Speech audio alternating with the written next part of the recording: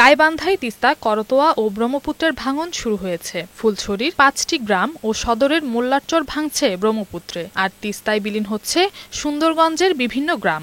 গোবিন্দগঞ্জে করতোয়ার তীব্র ভাঙন দেখা দিয়েছে। এতে হুমকির মুখে পড়েছে হাজারো বাড়িঘর ও স্থাপনা।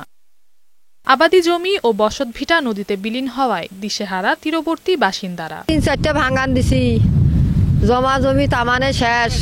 আমার এখন বাড়ি চলে যাওয়া নাইছে, ওখানে জায়গায় নিছি হারা কিনিয়ে নিয়ে বাড়ি করছি।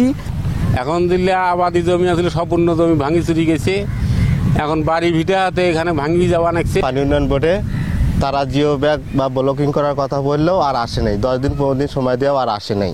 ভাঙন কবলিত এলাকাগুলোয় স্থায়ী বাঁধ নির্মাণের উদ্যোগ নেওয়া হচ্ছে বলে জানান পানি উন্নয়ন বোর্ডের এই কর্মকর্তা। খামারের ভিটা, লালচামার এবং দত্তের খামার, এছাড়া সাদুল্লাপুর উপজেলার ঘাগর নদীতে এবং গোবিন্দগঞ্জ করতোয়া রিভারে বেশ কিছু জায়গায় ভাঙন দেখা দিয়েছে এবং আমরা প্রায়োরিটি বেসিসে কিছু কিছু জায়গায় আমরা জরুরি পদক্ষেপ নিয়েছি। দ্রুত ভাঙন রোধের ব্যবস্থা নেয়ার দাবি স্থানীয়দের।